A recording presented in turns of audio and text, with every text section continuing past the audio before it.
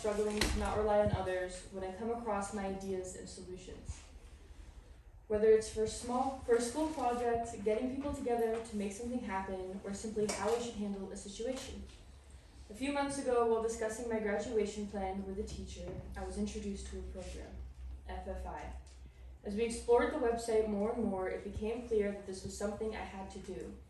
Being a part of this would not only help me graduate, but it would also help me along my mental health journey. Fortunately, it's because of this program that I have the honor of being here today. As we were preparing for the adventures that await us throughout this week, we were asked to write about our why. As I pondered what my why is, the one thing that kept coming to mind was mental health awareness. The more I thought about it, the more I was reminded of my childhood and the never-ending struggles that were my middle and elementary school years. While I was at school, I was the center of attention at every turn. Endless drama was filling the halls. When I listened in on what was being said, I quickly realized my utmost secrets and private thoughts were spread all throughout the building. Furthermore, being home was just as bad. Some might say it's worse. The moment I got home after school, my mom would storm through my bedroom door screaming. She would go on and on about why I couldn't pass my classes like my little sister, and shortly after, my dad would get home. Without any prior context to what we were already yelling about, you could hear him open the front door as his stomping feet grew closer.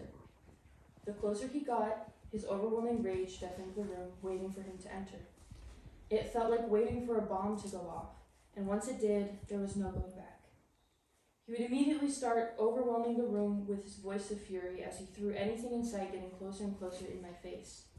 He would continue to remind me of how I was a failure, pathetic, and going to be a loser like my uncle, who was a terrible father, smoke addict, and deadbeat brother. Sometimes he would smash plates at my feet, drench my bed in water, and even grab me by my shirt, throwing me to the floor. Combining my day-to-day experiences from what my life used to be like, it reminded me of how suffocated it all felt. I was alone, running in circles, trying to find the slightest breath of fresh air. Unfortunately, it wasn't until COVID-19, 8 years later, that someone finally noticed something was wrong. Surprisingly, it was my parents who pointed it out, my eating habits of all things. I was either eating way too much, very little, or nothing at all. Once they confronted me, I began seeing a therapist. There, it was discovered that I was depressed. Although this is my story on how my mental health journey began, there are millions of others who have suffered in similar and diverse ways. We can unknowingly take on so many mental health burdens through unique and average day-to-day experiences. It can be something as small as friends jokingly pointing out how much you're eating, to, that's backwards, is it? It was not. To living in a world that feels like a never-ending personal hell. How we get mixed up in mental health is an extremely diverse experience. Some of us are born with it, and others gain it over time.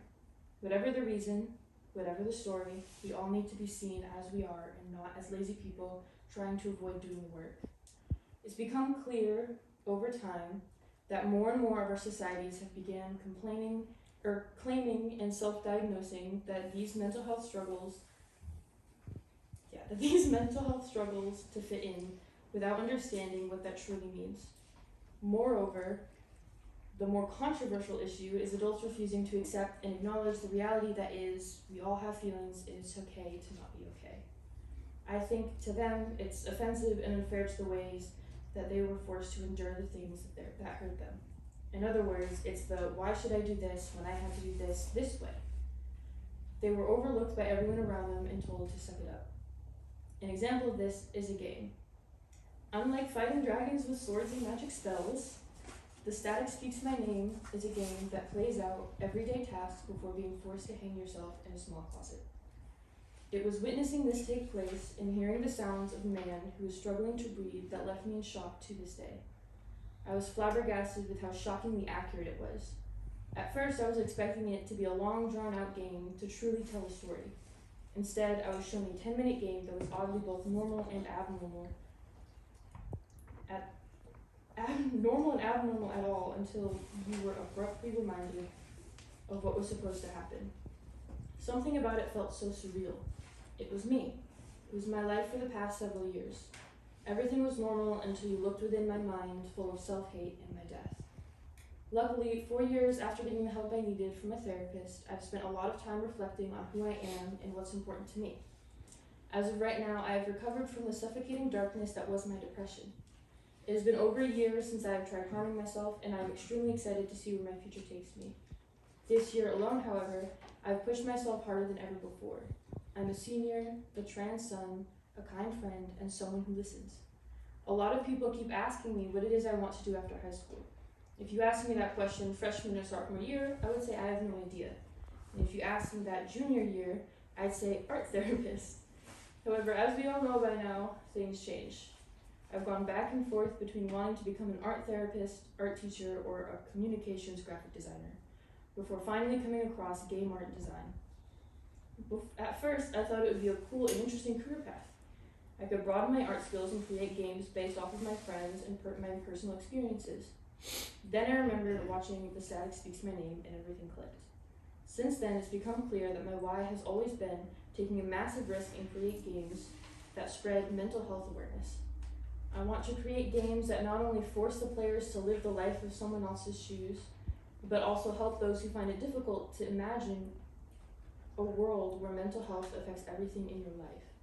So far, I've applied to 8 colleges, got accepted to 2, started an art club at school, organized Respect Week for my community, and now I'm here talking to you all today thanks to FFI. Although I'm not sure how everything will turn out, I'm still beyond ready to test our society in numerous ways in order to help those in need feel seen, heard, and validated the way they deserve to be. Thank you for your time.